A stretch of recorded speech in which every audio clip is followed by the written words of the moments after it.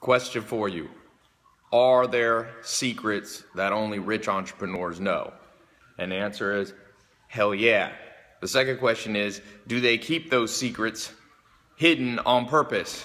And again, the answer is hell yeah. I got a entrepreneur acquaintance of mine who makes like $50 million a year. This guy's rich. And I was talking to him, this is crazy. He said there's like some blogs and stuff where people in his industry post what's working for them and they share it with different entrepreneurs. And he goes on there and he posts, he told me, the exact opposite of what's working for him. And I said, why the hell do you do that? He says, because it throws him off track.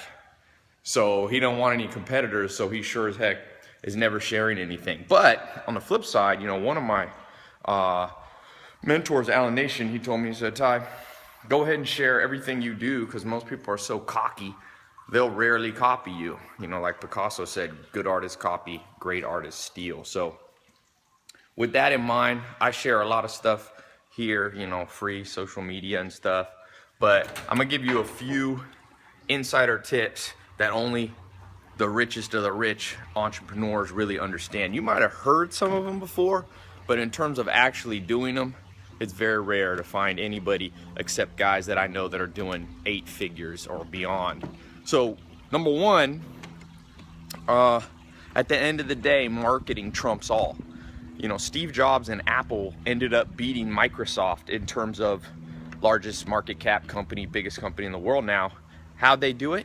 Steve Jobs was a better marketer. Just look at the Apple stores. You ever been in there's a Microsoft store at Century City here in Beverly Hills or next to Beverly Hills, and it's a ugly ass store. Nobody's ever in it. You go over to the Apple store and it's just a work of art. Everything's beautiful. It's perfectly packaged. And at the end of the day, marketing is packaging, So there used to be that old Ralph Waldo Emerson saying where if you can make a better chair or, cook better, there'll be a long, hard, well-beaten path to your door, even if it's in the middle of the woods. Meaning, if you've got something good, even if you don't market it, somebody will find you. Well, that might have been true in the late 1800s when he wrote that quote, but it's definitely not true now. In the world we live in, there's literally billions of websites and web pages, even more probably. So how the heck people are gonna find you if you're not extremely skilled at marketing?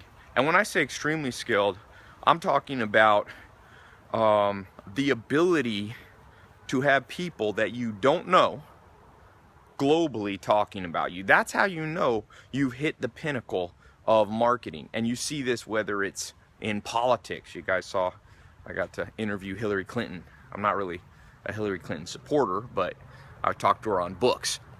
Whether you love her or hate her, her name is on lips around the world. Everybody is the same, is in kind of the same boat here who's on the top. They're staying in front of people. So you got to ask yourself, as an entrepreneur, are you staying in front of your potential clientele at a continual basis? Not just a little marketing campaign here and there, but are they talking about you? Because if the answer is no, then you don't know what elite entrepreneurs know. Little garden I planted here. Oh, by the way, check out this new shirt. I got this t-shirt brand. It says, the thing about smart people is they sound crazy to dumb people. I think that's an old Einstein quote. So the number 2 thing is that you got to have a team, and the team has to be a minimal, let me get out of the sun here, minimum viable size. I think if you don't have at least 10 people in your company, you're vastly outperforming or underperforming. And so there's this myth about the solo entrepreneur and, oh, this one man or one woman just does it all. Bullshit. That's not how it goes down. Even the great Bill Gates made $70 billion understanding. He said, I've never done anything alone. He had Paul Allen at first, then he had Steve Ballmer. So you need 10 people minimum. And you don't have to have them all at once. That might sound like a lot, but you got to be building towards that goal, or you won't take advantage of what Henry Ford understood, which is the skill that comes from specialization. That's what Henry Ford from Ford Motors figured out, in the early 1900s. There was a tremendous power in specialization of skill sets. So how are you going to be the product person, the marketing person, the finance person, the technology person, the inventory person? Like, that's not viable. And so most entrepreneurs go into this game and they don't understand what these top entrepreneurs know is put together a team. You got to do it. And if you have no people skills, you better put someone next to you who has the people skill. Number 3, and there's about, by the way, there's like 10 of these things that I've written down. So I'm going to be doing a free talk. If any of you want to hear the full in-depth, I'm going to give here 5 or 10 minutes of them to not overwhelm you. But if those of you really interested, there should be a button here. It'll take you to my website. I've been doing these free talks. The last one had 25,000 people on it in up to 70 countries now. So no matter where you live, you can join in. There's no credit card, there's no fee. It's just these free talks. I learn a lot from the interaction. It's live. You can ask questions, you can comment, you can share your experience. So click the link here. It'll take you to my website. It'll show you the times in your local time zone. Okay, so you'll know when it is. And then, like I said, there's no credit card or anything. There's no gimmicks to it. You can come in and we'll be going in depth. But let me give you the third one here. I'll get out of the sun here. By the way, somebody just sent me, there's a Grand Theft Auto character made after me and Rick Ross, they said. It's on my Instagram. It's pretty funny. People love cars. So the third principle that top entrepreneurs keep private is understanding the phasing cycles of raising capital. You know, there's shows like Shark Tank and stuff like that. You guys saw, Mark Cuban was here at the house the other day, and I was talking to him. I was talking about this. Most people raise capital at the very beginning of their business. They're like, I got this idea, I got to raise capital right now. But that's not really how the game goes, because what happens is if you raise too much capital too early, you tend to get lazy. And so what's much better is to create a business that has momentum, that's starting to rock and roll. A lot of people want to know if these are really my cars. They're always like, show us the garage. We live in a cynical world. Let me cover up my license plates. Get crazy people trying to find out where I live. So this third principle, when it comes to finance, you're gonna need capital, okay? You'll need some level of, I guess I showed my license plate. Oh, shit. Oof, just stepped on some gravel. So if you don't understand capital correctly, what ends up happening is you raise capital in a phase when you'll waste it. It's very easy to waste capital. I had Neil Patel in my accelerator program. I interviewed him and he said, man, his first business, he raised $1 million and he spent a year of his life trying to build. And you know what happened? He's like, I should have raised the $1 million after I had the minimum viable product rocking and rolling. And he didn't. He raised the $1 million. He wasted it all. I've seen that. I've raised capital. So I'm more of a mid-phase capital kind of person, like raise capital a bit later in the game.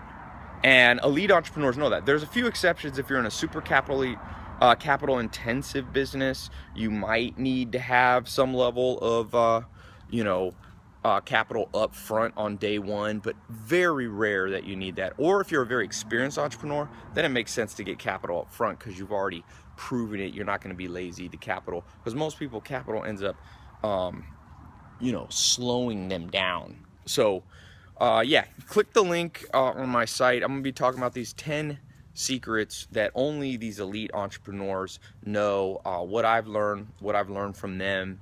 And you really want to know these things. At the end of the day, man, don't procrastinate. Life is a game of timing. It's a little bit like chess, but it's like timed chess. And with time chess, it's not just about making the right move, it's about making the right move in the right time frame. And so many people that I know, I'm out here trying to toughen up my feet. I used to live with the Amish, and you learn to toughen up.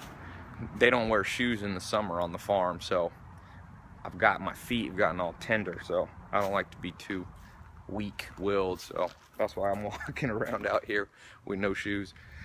But yeah, like I said, don't procrastinate, man. That's the killer of hopes and dreams.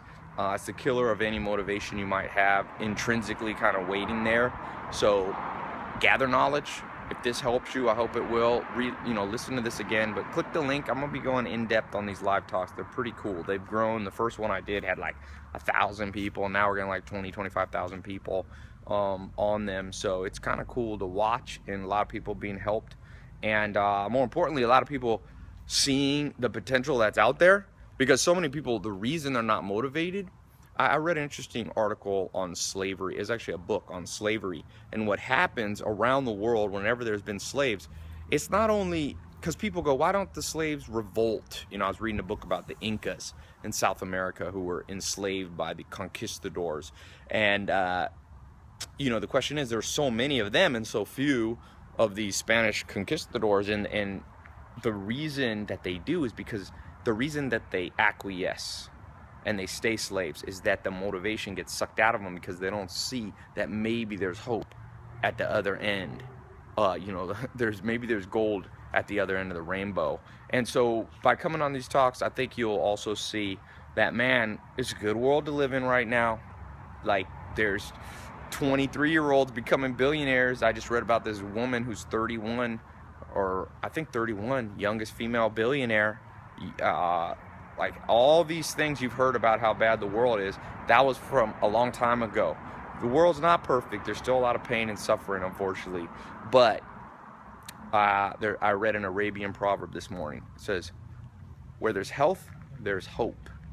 And when you have hope, you have everything, And so if you're healthy, or even not perfectly healthy, but if you have some measure of hope, let it come out, but take action. So click the link, and I'll see you on this live talk. And one other thing, leave a comment. What's something you've learned, maybe as an entrepreneur or watching other entrepreneurs, that few people know? I shared 3 things with you. I'm gonna share 10 more, but I'd love to hear some from you. I learn a lot from these. So click the link, and talk to you soon.